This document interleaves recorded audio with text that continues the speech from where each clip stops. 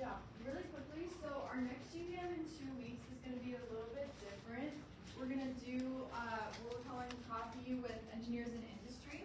So this is going to be kind of like how we do coffee with the deans, if you guys have ever been there. But basically, we're inviting like a couple people that are working in different industries, different areas, to just mingle with you for like the whole hour. So we'll bring coffee. You guys can have like personal conversations, ask any questions, network, and then confirmed right now, we have GKN Aerospace and some ASME alumni that are coming, but GKN Aerospace might also have the possibility of some job openings.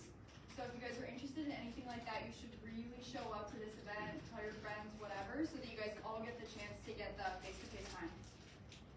Yes, and if you haven't yet, you can scan the QR code to add our Google Calendar to yours, and that way you're just on top of everything that we're doing, and if you miss something, we'll just see it there. And then Sasha, would you like to talk about our upcoming social? Yeah, so on March 11th from 12 to 1, the room is TBD, but we will update you once we get a room confirmed in EIS. We're hosting a collaborative social with SWE, which is the Society of Women Engineers, and we're essentially giving back to our community. So I reached out to the Rochelle's Women's Center. I called them, and they said that their women are interested in jewelry, so we're going to collaborate with SWE to make necklaces and bracelets. I mean, it's not necessarily like engineering-esque, but it's still giving back to our community because we need to be grateful for what we have. So please scan this QR code just to like have the date on file in your Google Calendar. Yeah, so the QR code will go to the link tree, and there you can access our Discord, our email list, and our Instagram, and we're constantly sending reminders there, so just in case you miss it, in case you get it later. And without further ado, please help me welcome our guest speaker today, Armando from General Atomics. Hey everyone, thanks a lot for the introduction, and I'm glad to be here talking to all of you today. My name is Armando Chavez. Well, Armando Chavez is what J stands for, but I'm a mechanical engineer by trade, and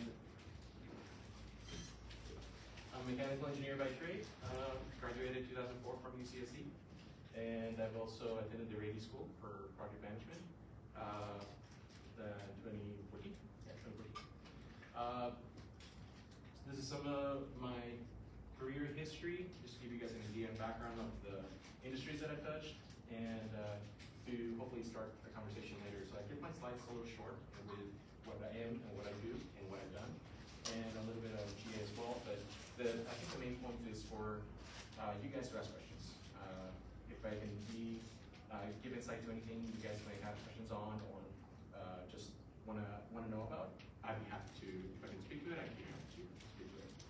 So currently, 16 years at General Atomics. Goes by really fast, actually, faster than you say. I'm a senior optomechanical engineer.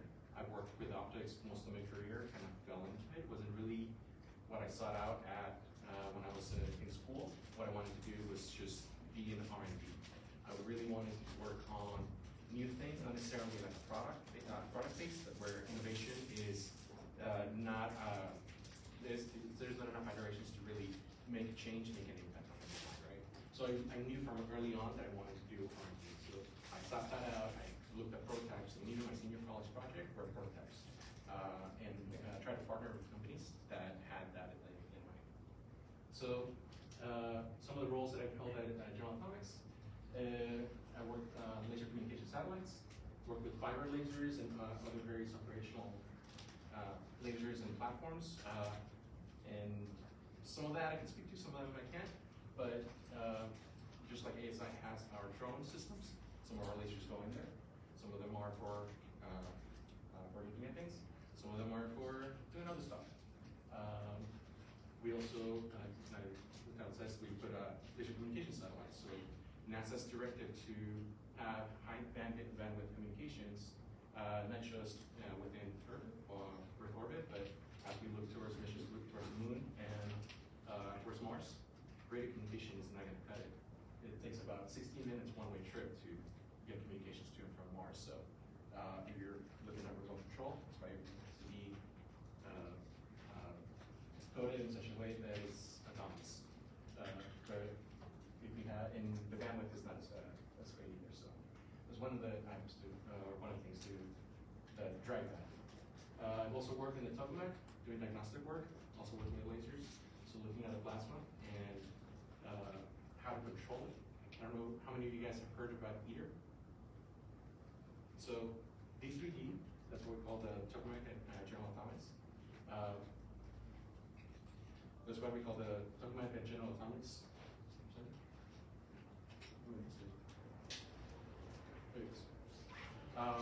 So the government pays General Atomics to keep that facility open so that all the national laboratories and universities can go and create their own experiments to afford their own knowledge base to try to control and determine what the not the requirements, but the operational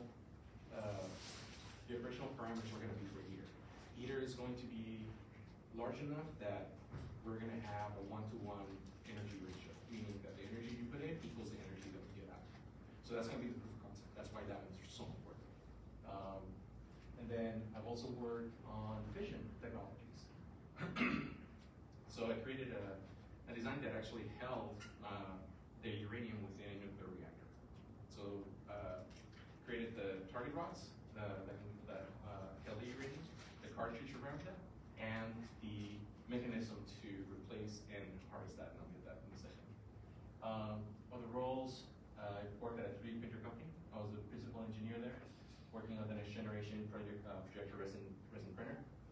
I worked at ASML earlier in my career, back when EUV was not the next generation, but the generation after that. So I was working on the LPP boards and on the lab before this became a product. Right now, we're chips are using EUV to make chips. Let's say 8 nanometer, 13 nanometer nodes. Yeah, and first job in college, solar turbines. So working on the Mars engine and installation drawing and doing installation drawing updates. Didn't last that very long, because again, I really wanted to get into R&D. All right. So this is just some of the images, some of the cool stuff. So that's the 3D up there. What it looks from the outside. This is the reactor. So that's about a 3-story building. So you see all the scaffolding. This is what it looks on the inside. It's about 1 story with you see the person precise there. So every single hole you see is ports for diagnostics and or RF and or waveguides. So to control, heat up the plasma, ramp it up, basically accelerator, decelerator, and sensors to look at it and control it. And that's all the way around. This is ITER. For comparison, these ports right here, you can drive a bus through. That's how big this is going to be. And those are all the way around as well. This is one of the cool ones that I worked on, that I'm really proud for. So when I was working in fission, when I was mentioning the nuclear reactor cartridges and holding the titanium, or sorry, the uranium, what we were doing was harvesting a specific isotope, which was moly-99. So basically, we flow gas through the rods and harvest that on the outside and keep the uranium where it needs to be. So the point of that is that moly-99 has a half-life of 6 hours. So in medicine, you attach that to a protein that is designed to attach itself to cancer cells. This is what cancer would look like in a patient. Instead of having chemo treatment, which is basically a shotgun approach to try to kill a bunch of ducks. If you have a really good map of where the cancer cells are, you can have proton therapy, basically targeted ions that come in at 90-degree angles, and you kill the cell where the 2 beams cross. So now you have very, very localized damage instead of a shotgun approach. So it should help patients, especially cancer patients, to treat the cancer without having all the repercussions from chemo. And again, some of the stuff that I do now, it's a lot of satellite work, laser communications, lasers in space, essentially, into various platforms like UAVs, submarines, and others. But, yeah. Is that type of cancer treatment like being implemented now, or is it still in like research phase? It's being implemented. Moly-99 is an active business. where finding sources for that specific isotope, because it's only 6 hours, that's the beauty of it. Because it's only a half-life of 6 hours, it doesn't radiate your body for a long period of time. Awesome. So you don't get the radiation effects either. So this gets sold to a company in Canada who has the patent on the procedure. And that's the one that gets sold. They're the ones that sell it to the hospitals. Okay. 3DS. So these are some of the printers that I was working on. So you get your singles, then you put like a dentist office they will take imprints of or models of your gums, and they will print your individualized prescription from there. Invisalign was a big customer of this that uses this technology. And resin-based projectors, I just put this one in here, this kind of works. You have a projector underneath that has shines light through a piece of glass. You have your back with resin and a stage up at the top. So instead of using it like a 3D printer, like a laser or a filament one, which is essentially like using a pencil to draw something out, just do a whole cross section with a projector. It's a lot faster, and you can get done things a lot quicker. It doesn't work for everything, but it works great for plastics.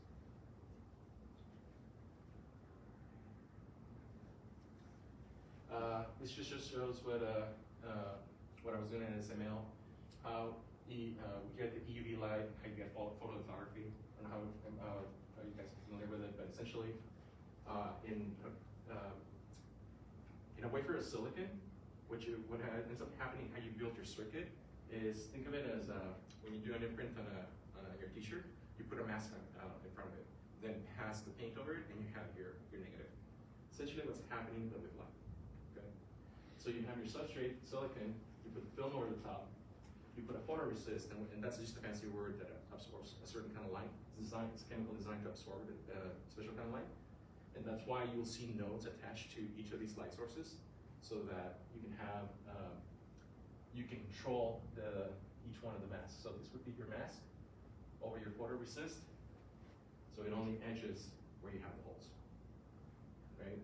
And then you run the chemical, separate bath, over the top, so your photoresist covers where the your chemical is, where your positive film is showing, and that etches that, and then you clear away your photoresist. So now you have a feature for that particular layer embedded into your silicon. And if you can think like an architect, you can develop 3D structures. It's kind of like Lego building. You create 3D structures, and this is how you create all your circuitry throughout. I've seen layers as deep as 120 of these steps to create circuits. This is how complex some of this building is. So did you start at Kymer before it was acquired by ASML? Yeah, Cymer was started by two UCSD grads out of the garage. And before it got bought by ASML, I was working there, and then they got bought maybe 3-4 years after I left. And essentially they got bought out because the market was moving too fast. We were not moving fast enough for how the world needed and converged on silicon. And the push for that Apple, Android, Google, and all the big technology companies have nowadays, the big push to get more and more chips in your hand, whether it be tablets, cell phones, computers, laptops, etc.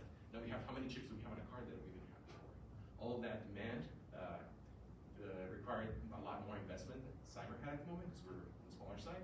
ASML, big conglomerate, about Cymer out. Was Cymer's main focus like the light source, or? Yes. Okay. The light source, in this case UV, and it had other nodes at a higher wavelength. So you can only resolve a feature, right? You can only resolve a feature size as small as your wavelength. Because if you think about it, you have a wavelength coming down, it has specific trough in a valley, a peak in a valley. So your feature has to be, so you can only resolve a feature that has that trough or valley distance, right? And that's what decides how small and how much you can put in a chip, or a specific volume. Why did you end up leaving?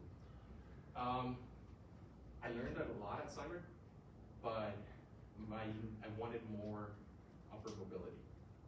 I was working on a very cool project, and we were almost getting to production on top of that. And like I said, I wanted to stay R&D, but at the same time, I wanted to further my career. So I didn't want to get stuck being on the diagnostic side of the resource. I wanted to do more. And at the time, cyber was not allowing me or providing those resources. All right. And then some of the stuff that we do at General Atomics, like I was mentioning. So General Atomics is divided into three different, not industries, but three different groups. We have EMS, electromagnetic systems, ASI, and the energy group. So, like I said, on the energy side, that's the tokamak, ITER, and other things. This is some of the diagnostics that we have, and they're being tested at D3D to be used at here. That control the plasma or look at the plasma for feedback so they can adjust the magnetic fields, etc. ASI is mostly known for the drones, the Avenger drones that we do in the Reaper. EMS, big one. EMALS, electromagnetic arrestor launch system. So this one is to launch and catch all the F-18s on our aircraft carriers, where we went from steam. If you remember Top Gun, when at the start of the movie, it's a bunch of steam coming out. That's what it used to launch and catch the planes. Now everything's electromagnetic. That's a big one for EMS. On the nuclear side, besides what I mentioned, we're also developing the cladding, trademark SIGA, this stands for sodium carbide. So this is what holds the uranium inside a nuclear reactor. So when I said target rods, this is what I meant. It's just essentially a tube, probably 10 feet or so. Uranium gets put into pellets, and we get inside. So this has survived a lot of heat, radiation, pressure, and factors of safety have to be very large, as one would understand working and dealing with anything that has to do with radioactivity. So, cool. I think that's the last one. Yeah. So that's some of the stuff that I've done, that I've hit in my career. Like I said, most of what I wanted to do was to be R&D. As you've noticed, some of these are very different fields. That was not on purpose, but it has helped me to. It's something that I've used every time that I made the change. Because every time that I made the change was for a new opportunity and to grow in my career, and to show that regardless of the change in the industry, you have to relearn a lot of things. And your base has to you have to relearn a lot about that particular industry, but your base engineering remains the same. The way you do things remains the same, and you can analyze the system, break it down into smaller subchunks, and get an answer to a problem, or get a project through. And those skills transfer over, and that's a lot of work. So I'll open up for questions. Yes. How easy was it for you to switch to different companies? Easy in terms of the transition, or in terms of looking for it? Looking for it? Looking for it. Always have an eye open. I always kept an eye open. Sometimes it's not the right time. Sometimes you get an opportunity and it's not the right time. For example, when I was working at Cyber, like I said, when I was working at Cyber, I got exposed to things that would be, as an engineer 1, that probably an engineer 3 would have a tough time dealing with. But because it was sink or swim, and it's only a very small group, but that's what makes it our job. At other places, you may not be exposed to something like that. So you can see, you can say and be negative about it, and be like, this is a lot of work that I'm gonna have to, spend the nights picking up new skills, or picking up this part of the theory that I wasn't exposed to, just to make sure that what I'm doing is relevant and that I'm doing the right thing. But at the same time, the team was investing in us. The company was investing in us. So for example, we would have an experiment at noon, and then by 2, I would go back to my desk after the debrief on the experiment, design something, I changed into my diagnostics to try for the next day. My drawing had to be done by the time I went home, It would get made overnight. This is before 3D printing, by the way. It would be made overnight, shipped in the morning in AM. It would be my desk by the time I get there. Install it into the system, rerun the experiment. Did it work or not? 1 day turnaround. That's a lot of money that the company was spending for the same reason that I mentioned earlier, where we needed to get the node out as soon as possible. That's what the money was. But because they were spending that much money, the pressure is there to deliver and for you to expand your role and expand your horizons and to try those ideas and make them work. So again, you can see it as an opportunity, you can see it as a detriment. So I stayed in the same role for 5 years, but I was being exposed to learning a lot that I leveraged later on in my career. So it depends. It's a big depends on that one. So I noticed that you did move around a lot. So you started at Solar Turbines for 6 months, and you had an idea in your mind, like I want to do R&D. Do you think all these experiences kind of led to something that because you landed in optics, right? Yeah. So do you think all the experience kind of just the stars aligned with that? With optics, it aligned in the sense that sensors, metrology, and particular lasers always have a hand in R&D in some way or another. So that's my vehicle to stay in R&D, which is what I wanted to do. That's a short answer on that one. The fact that I changed around a lot, but look at the timings. Say for the first one, which is only 6 months right here. Everything else 5, 4, 2 years on this one. That's a different reason, but 16 years over there. So it's not like I was jumping quickly. It's not going to be a red flag for recruiters and stuff. But I wouldn't see that as a red flag, even if I saw it when I interview people. What I do want to hear is the stories and the whys. Because everything's nuanced. There could be reasons for things, but what I want to see is what you learned and what you're bringing to the table. That's more important to me when I look at somebody from that perspective.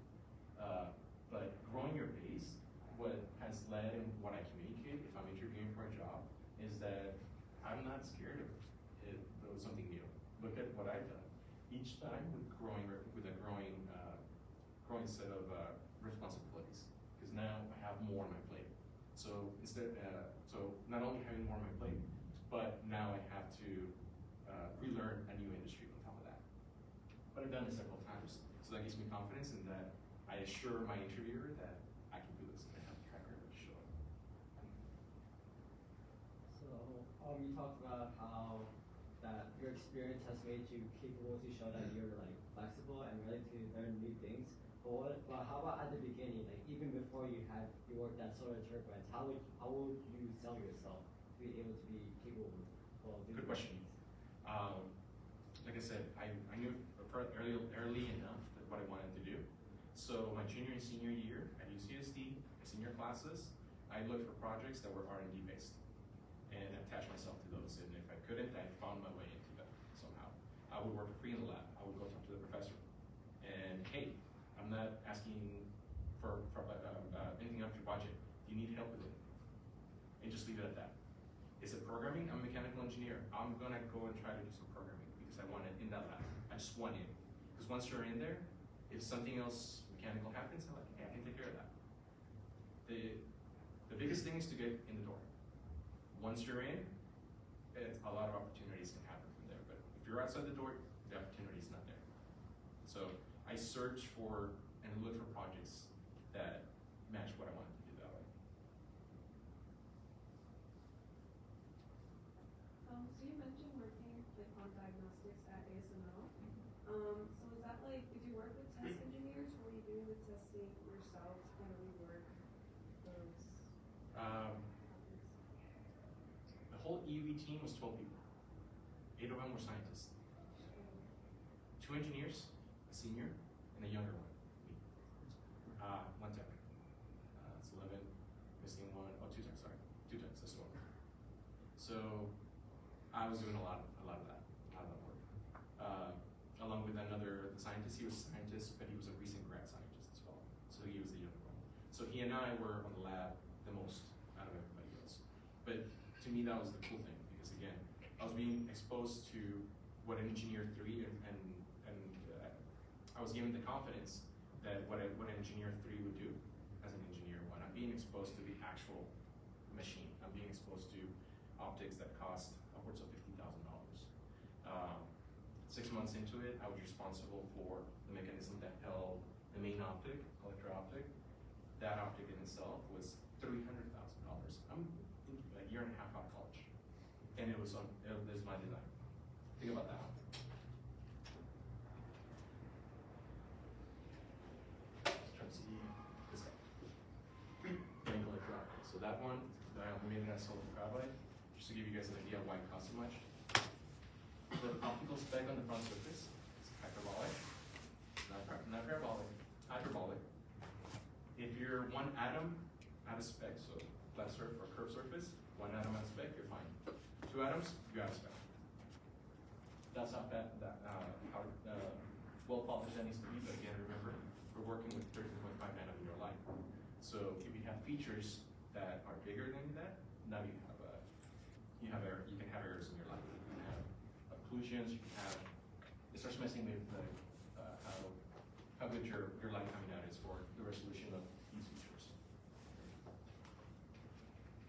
So for that, when it comes to like designing something like this, are you expected to do the research like through case studies, or is it the 8 like scientists that are telling you this is what we're expecting, this is what could go wrong? Like how do you know what to do? Good question. Companies work in different ways, but as an engineer, this is one thing that I've learned with scientists too. As an engineer, always ask what is the requirement, because scientists tend to tinker, and they enjoy tinkering because that's their passion. They got into that field, they got a PhD on it. They really focus down in there and all that, right? So, what is the actual requirement? Sometimes you have to bring that scientist back, and you have to use soft skills to do so because they're ahead of you in the totem pole. Those are important. If not, they're going to drag you through this hole with them, and the program manager is going to come to you and be like, "Where are my drawings to go to manufacturing? Why isn't the design done?" Oh, the scientist says, "No, what is the requirement?" You're responsible for the requirement, so always ask what the requirement is. And so again, sometimes you have to bring that scientist back. Like, hey, that's a really good idea, but in the meantime, we got to deliver on the milestone. We got to deliver on our deadline. This is what we're going to do, and then once we're done with that, let's jump back on that because that's a good idea. Something like that. Kind of similar to Sabrina's question. I just had a question on like mentorship that you had like during companies, like starting out early on. Do you feel like you had a lot of good mentorship with other engineers, or was it kind of just like sort of what you're saying, like a free for all of like you kind of had to figure it out along the way? And then there's like some support, but like not like a direct. Depends on your environment. I've heard stories from if you're working. Not I know this personally, but some people that I work with, like the Googles, the Apples, and Amazon, they really drive down. So it's like heads down, pencils working kind of thing, right? The highest pace was Simon Crusoe, and it would tend to burn people out. But you always got to keep in mind and weigh what your balance is. And my wife calls it find ways to refill your bucket. Right? Sometimes you're spending so much time doing a project that you gotta have to refill your personal bucket so that you have energy to attack the next day. When I was working at Simon, it was early in my career when I didn't have family, I didn't have kids. I don't know that I could spend those same hours nowadays and miss t-ball practice and miss soccer practice. But at the time, it was perfect for me. Like I said, recent grad, being exposed to machines, really cool machines, and zeroing in and learning the skills to how to work with this very expensive equipment that I would not be exposed to otherwise. Even though I was not being promoted for 5 years, I was sticking on that team. But that was the whole purpose of that team, to get EUV out the door. So that's why there were no changes. So there wasn't just me. Everybody else was not promoted to keep the constancy and keep the project focus. So it would depend on your company. I guess like with that you just said, like do you think it's good to start off like as a recent grad at like a fast paced place like that where from your experience, like that you've worked with, do you see that like starting somewhere else that is already more structured would be better? Because cyber was kind of like startup-ish before they got bought by ASML. Yeah. Depends on what you want to do. A lot of people, and I say it depends a lot because I don't want to pigeonhole anybody, right? If you're looking for structure and you need structure, then working in the freedom of a startup may not be for you, kind of thing. Where you're gonna be like, okay, what do I need to do? What can I do? Where's my next task? And the startup is you grab the task. And if you see a path and you're encouraged to do so and follow it through, go and deliver. You know, run home. And some people are not self-starters like that.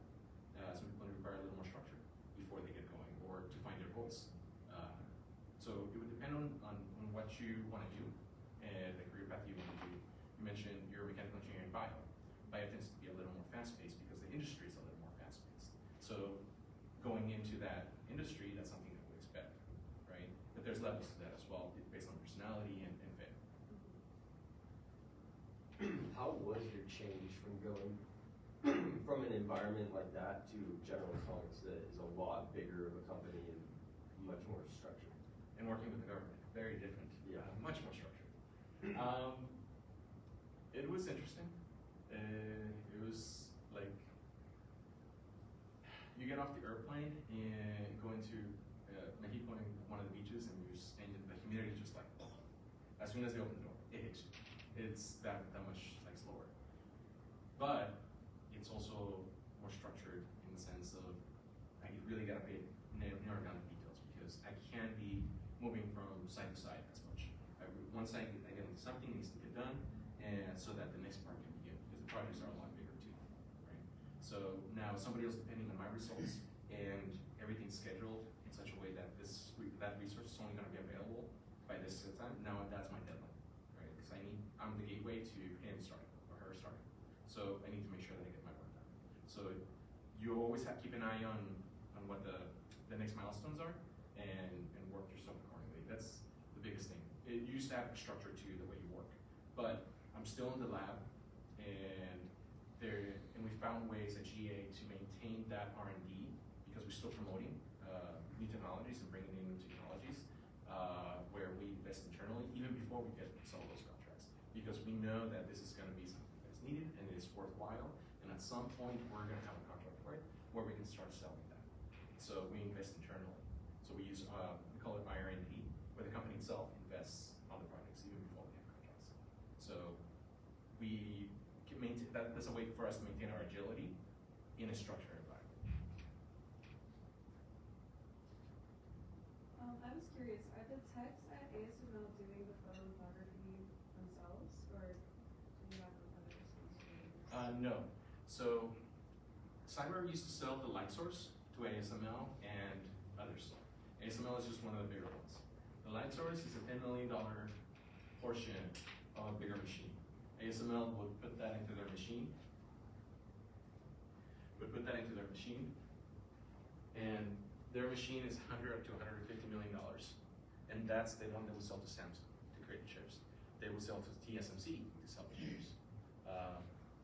Intel was another one of our customers at the time. But Intel has had other issues. But this is just a portion of it where you see at the bottom. So the light source would be on this side with the purple light that eventually makes it there. What you see at the bottom is where the silicon wafer would be. It's about 0.5 meter in diameter. And it sits on stages that have, not kidding you, 5 or 6 Gs of acceleration. It moves fast. Now, you're trying to hit something at 13 nanometer resolution position. Well, even less than that because your feature is 13.5 nanometer. Think about that. Accelerating and decelerating and maintaining this accuracy at 5 Gs. That's where that machine, and that's why it costs so much.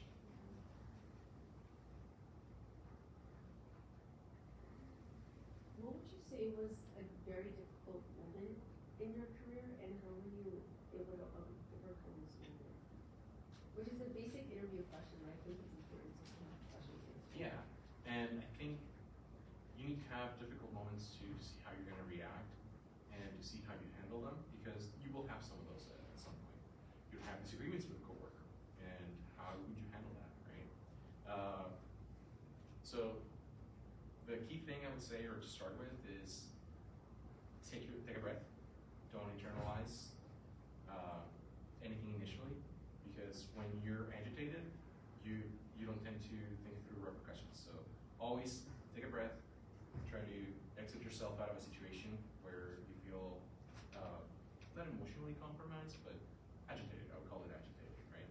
And then have a think through it and be like, okay, X, Y, and Z happened. Based on my experience and my sensibilities, I feel C and D are the next paths to take. Let me consult with my manager if I need to. That's something that needs to be escalated. And bring it up with him. Like, hey, this happened. I think these are the next steps, but I wanted to bring it up with you. What are your suggestions? Kind of thing, right? And then, but with a clear head after that. So, I would say the first thing would be don't internalize anything yet. Try to exit yourself out of that situation. If it's with a coworker, be like, I hear you, but I have something to do right now, and just exit yourself out of it. You already mentioned like how you can offer yourself or like put yourself in a position to be able to work on projects and get experience, but I guess like what are you looking for in potential candidates for working, and what kind of suggestions do you have for young engineers to get some good like interpersonal skills? Great question. Like I said, even if I see a one year transfers, what I'm looking for is what are you bringing to the table? The hardest part for me is to find somebody that knows how to work. And what I mean by that, can you work in a team? Can you take a list of requirements, just like I explained earlier? Can you take this list of requirements and start breaking down like a path or a work schedule, a work package? We call them work packages, right? Based on this requirement, let's say we're building this camera, right? That needs to be set in the corner there, but has to have a lifetime of 10 years. It needs to see the entire room, and it's going to be connected to the systems, the building systems, right? Okay, what are the first things that I need to think about? I need to think about the interface. Okay, let me look for the building's interface drawings, because there should be interface drawings. What voltage does the building provide? Do I see if this camera is appropriate or not, or do I need to change that? And you start taking step by step. This is nothing to do with can you multiply, can you do integrals, can you do this, can you do that. If you can do that, you're ahead of the curve. We've had a guy from MIT that didn't last 3 years or 3 months at the company, at my group, because he got overstressed about everything. So he could do the math, he could do all the calculations, but just the fit was not right either, because we could not get him to start actually see the work and start looking ahead, and everything was a crunch because he couldn't do that. So he felt very stressed. Because now we're expecting something to be delivered on Friday, and it's Wednesday, and he didn't see it coming, right? So everything feels stressed. So like I said, if you can start looking in that way, you're ahead of the curve, I would say. Of course, at the end of the day, you still need to be able to have technical chops to do the work. But to me, the first things that I try to look for is that. Because even if you don't have the technical chops, we can work to get you there, right? You're not going to be working in isolation. You're going to be working with usually a supervisor that is going to be handing you the work and looking over your work. And guess what? That supervisor is responsible for your work. So he's going to be checking up on you, make sure you're doing it right. But at the same time, he doesn't want to be a babysitter. So he wants to know that, okay, if you have questions, of course I'm available. But at the same time, you need to be independent, you need to be self-starting, and to get the ball rolling on things. And try to anticipate and look for answers. If we need the input of scientists, we need input for the optical scientist. Hey, I already went to go and talk to the optical scientist. He mentioned X, Y, and Z, and I don't really get it. He explained to me. That's where you tie it. But you already did the legwork. See what I mean? So I was wondering, I know you said, you talked about how R&D is sort of like something that you've sort of been drawn to, but what was like the reason for like staying at specifically Java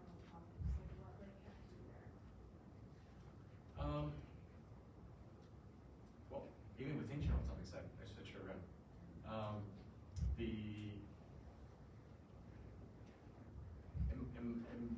am I being challenged? Am I being happy with my current career path? And is there ways, means, or roads for me to get there? And if there isn't, okay, well, maybe it's just not the time. That's where you, again, you always keep your eyes open. And sometimes the opportunity presents itself, but you're not ready. Right? Sometimes the opportunity presents itself, and you're ready. That stint at 3D Systems happened 14 years ago, and that's 2 years. Then I came back to General Electric 2 years ago because I wanted to try that out. I wanted to expand a different concept.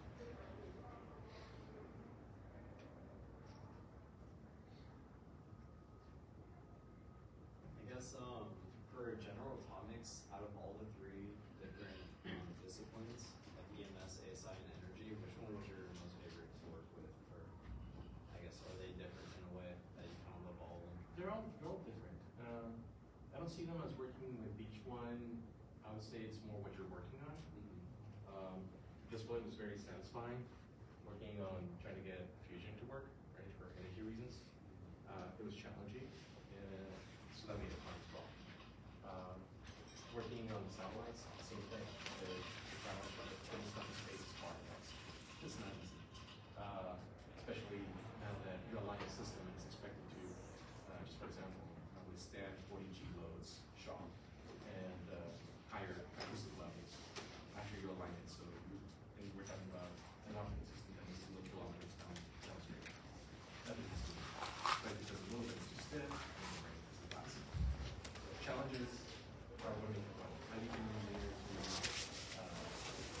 to solve these kinds of problems. The curiosity of it, the cool factor of saying I put stuff in space, I put stuff inside nuclear reactors. I helped develop a new way for cancer research. That has meaning, what to do. And out of all three, like which one did you feel was more hands-on? I think that was more project-based rather than division. In terms of hands-on, I think beat cyber, to be honest. My time at cyber, I was constantly in lab. Again, that's kind of the cherry on top because it was a 12-man team that didn't change for 5 years. Where else can you say that has actually happened? People leave, people come, or project goals changed, and that was left on its own without tinkering. So in terms of hands-on, I would say that. But you get hands-on everywhere. You can see this is still an experiment on D3D. That's still an active experiment. Up at the top. So you're on that one. You're doing experiments every day. Every day being done experiments to learn. For here, at GA, you're working. I'm not in the lab every day, but every time we have a new system, we need to test it, build it, test it again sometimes. And you're the one that designed it. You're the one building it. We have that rule. In case you made a mistake, you're the one that needs to fix it. Okay. So it's more project based, and you'll see that if that's what you're looking for, seek that out in your career. Seek that out and ask that question. Is this more R&D? Is this more production? How long does a typical project last? Like in your experiences, they seem like a lot larger scale. Yeah, right now they're a lot larger scale. This has been working in the works since 1990. The heater, D3D has been there since the 60s, but that has been an experiment and a vessel that has been renovated time and time again to stay ahead of the times to get us here. So so that one's that.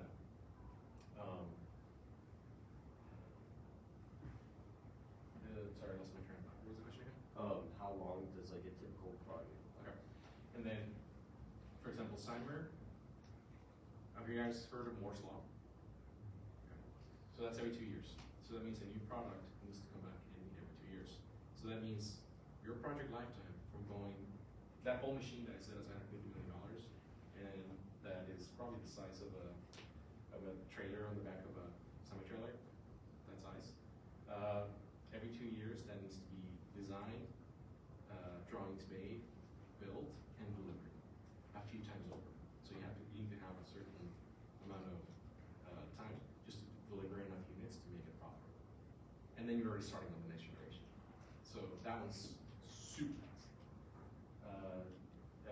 Some of the projects that I work at for satellites, for example, those are 1.5 years, 2 years, but talking about a satellite, you know, this size. And we're reusing some technologies that we already worked on for our internal, it's not starting from scratch. Working on developing a car for the outer industry that could be, or it's 2 to 3 years as well, from developing to actually seeing it on the lots.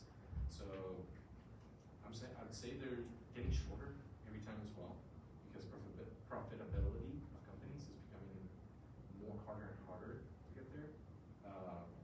Maybe just the economics of things, where people look for margins, try to shave margins, so the project's life cycles have to be smaller.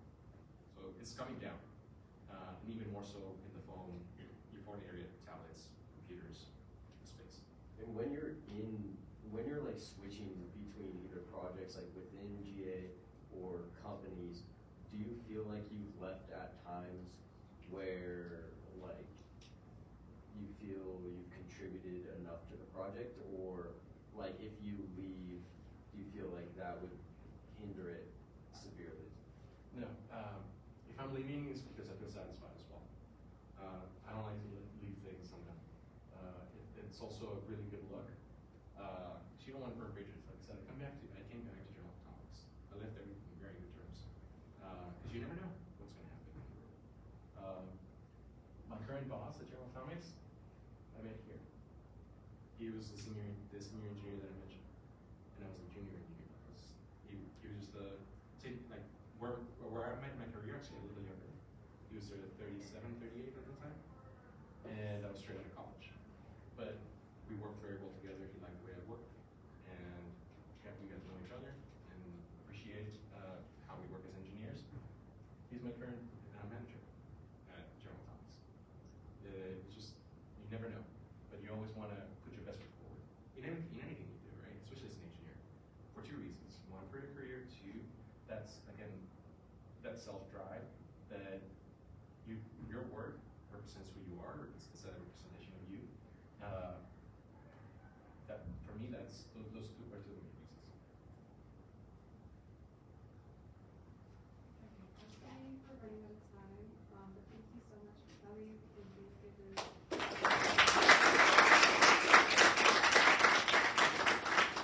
So we can all get together to take a picture.